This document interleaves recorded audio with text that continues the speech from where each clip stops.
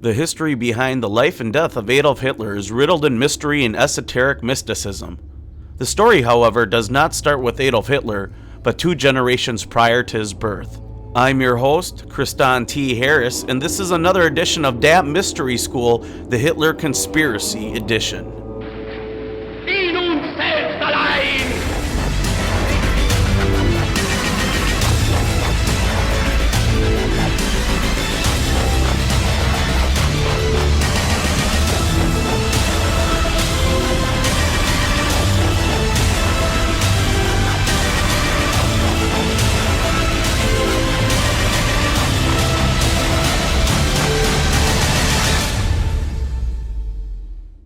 Adolf Hitler's father, Alios Hitler, is believed by some to be the illegitimate son of Maria Anna Schickelgruber and Baron Rothschild.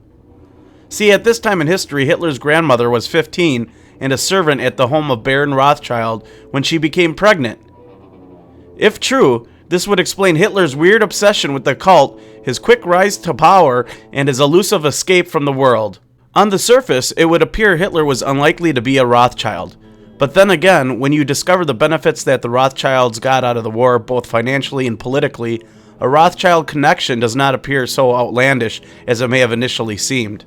When people suggest that Adolf Hitler himself was part Jew, this is the ancestry that they're linking. This would also explain Adolf Hitler's obsession with the occult, as the Rothschilds themselves were known occultists. Hitler's early life certainly gave no indication of his future as a fascist leader of Germany.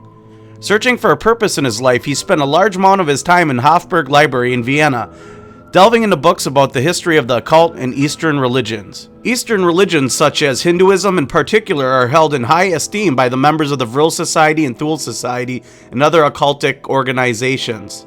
You can see this through Madame Blavatsky and Alice Bailey's personal writings. Some years later, Hitler got involved with the Thule Society in Munich, who had the same dedication to gaining occultic powers as he did.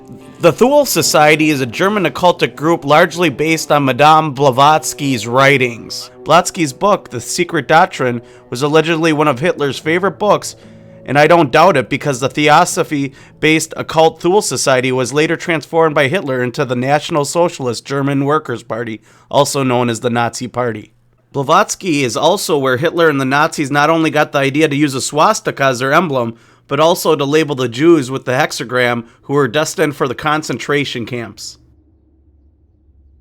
Both of these occultic symbols are contained within Blavatsky's Symbol of Theosophy. Madame Blavatsky's 2 most influential books, Isis Unveiled and The Secret Doctrine, were written by what is called automatic hand, which is when a spiritual entity puts words in your head that are then transferred to paper and then turned into a book. This is also how Albert Pike wrote Morals and Dogma, and how Masonic prophets composed their greatest works via interdimensional guides. One of the founders of both the Thule Society and the Nazi Party was occult master Dietrich Eckart. Eckart was a dedicated Luciferian and one of 7 founding members of the Nazi Party.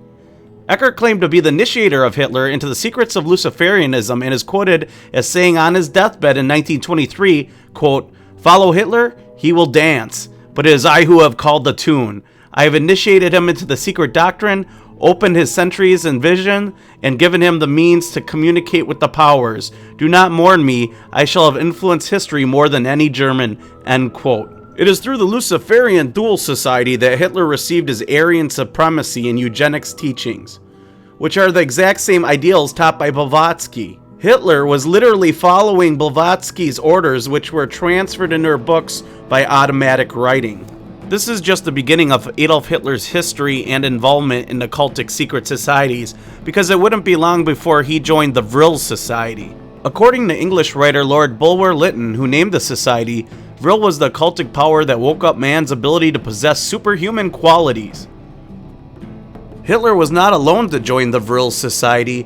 Other infamous Nazis, including Hermann Göring and Heinrich Himmler, were also part of the occultic organization. Adolf Hitler's family ties and esoteric knowledge were not the only contributors to his rise to power. According to the book Wall Street and the Rise of Hitler by Professor Antony Sutton, many different organizations contributed to Adolf Hitler's rise, including GM, General Electric, ITTC, Ford Motor, Chase Manhattan Bank, Morgan Guarantee Trust, Exxon, and other American companies financed Adolf Hitler and provided him with weapons and supplies to wage World War II. Another smoking gun is the fact that President George W. Bush's grandfather, the late U.S. Senator Prescott Bush, was a director and shareholder of the companies that profited from their involvement with the financial backers of the fledgling Nazi Germany. To further prove this, Prescott Bush's Union Banking Corporation assets were in fact seized in 1942 under the Trading with the Enemy Act. Among other easy verifiable facts showing that the Illuminati were backing Hitler was the fact that the Rockefellers were selling oil to Hitler via Spain to fill the gas tanks of Hitler's Luftwaffe, Air Force, and Panzer Division of tanks that were rolling all over Europe at the time. As a proponent of the Great Plan, Hitler was indeed the enemy of the Jews. Hitler's Holocaust and massacre of Jews was a perfect ploy to generate a worldwide sympathy needed to initiate rebirth of Israel, all per plan. The seed for Israel coming back into existence was in fact planted in 1917 by the Rothschilds. This happened with the creation of the Balfour Declaration. Lionel Walter Rothschild, eldest son of the diabolical controller of the Bank of England, Lord Nathan Rothschild, was a close friend of Zionist Chaim Weizmann. Lionel worked to formulate the draft declaration for Jewish homeland in Palestine with Weizmann. Weizmann was a Zionist leader, president of the Zionist organization, and the first president of State of Israel upon reunification. On November 2, 1917, Rothschild received a letter from the British Foreign Secretary Arthur Balfour. In this letter, the British government declared its support for the establishment of Palestine of a national home for Jewish people.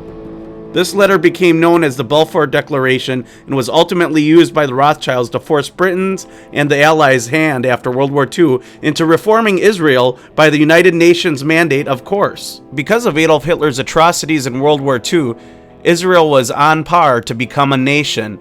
Otherwise, it may have taken quite a long time for Israel to once again be reunified and become its own state. In the end, Adolf Hitler and the Nazis were created and funded by the Rothschilds. It was they who arranged for Hitler to come to power through the Illuminati and secret societies in Germany like the Thule Society and the Vril Society, which they created through their German networks. It was the Rothschilds who funded Hitler through the Bank of England and other British and American sources like the Rothschilds Kuhn-Loeb Bank, which also funded the Russian Revolution. The very heart of Hitler's war machine was the chemical giant Ing Farben, which had an American arm that was controlled by the Rothschilds through their lackeys, the Warburgs. Paul Warburg, who manipulated into existence the privately owned Central Bank of America known as the Federal Reserve in 1913, was on the board of American IG. Indeed, Hitler's Ig Farben ran the slave labor camp at Auschwitz, was in reality a division of Standard Oil officially owned by the Rockefellers, but in truth the Rockefellers' empire was funded and started by the Rothschilds. The connection between Adolf Hitler and the Rothschilds does not stop just here. The Rothschilds also owned German news agencies during both world wars and thus controlled the flow of information to Germans and the outside world. Incidentally, when Allied troops entered Germany, they found that the IG Farben factories in the very core of Hitler's operation had not been hit by mass bombing, and neither had Ford factories, another Illuminati supporter of Hitler. Other factories nearby had been demolished by bombing raids. Even Adolf Hitler's death was shrouded in conspiracy and uncertainty, as many people, including the FBI, continued to search for Hitler even after an announcement that he had committed suicide. Many years have passed, and it seems even less likely that this is a realistic situation, that Adolf Hitler actually committed suicide, as there are no eyewitnesses to this account, or even eyewitnesses of his body. But there are Freedom of Information Act requests that the FBI continued to search for him after his death. You can even search and read through these FBI reports right on the internet. Just go to Google and type in Adolf Hitler FBI Freedom of Information Act requests, and you'll see the documents pop up. Just follow the tutorial here above. Did Adolf Hitler commit suicide at the end of World War II? Or did he escape to Argentina? I'll let you guys decide and do your own research. I'm Kristan T. Harris, and this is another edition of Dat Mystery School. Make sure you download our very free podcast app available on your cell phone or tablet via Android Store, iTunes App Store, Windows, Spreaker, Stitcher. We're also on YouTube. And make sure you watch the other episodes in this Dat Mystery School series. And don't forget to visit therundownlive.com.